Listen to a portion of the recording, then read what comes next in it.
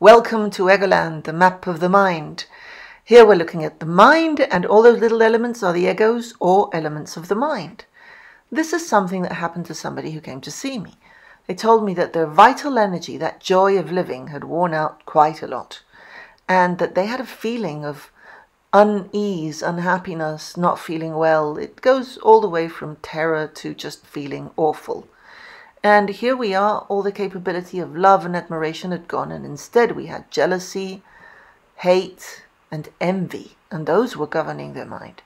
Now, what was the problem? We started to think about it, and we realized that this person's defender, look at the defender, look how big it was. It was tiny. It was really small. If you can't defend yourself, what happens? Another ego comes to fill in. It's called the destroyer. It lies and cheats and hurts and intimidates. And the destroyer was breaking all sorts of connection with other people. And that's why this person was feeling so uncomfortable and so unhappy.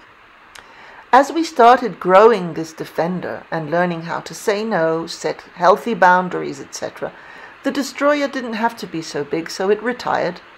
And the defender took its place. And it was a bit too big for a while. But there we go. Love and admiration restored themselves.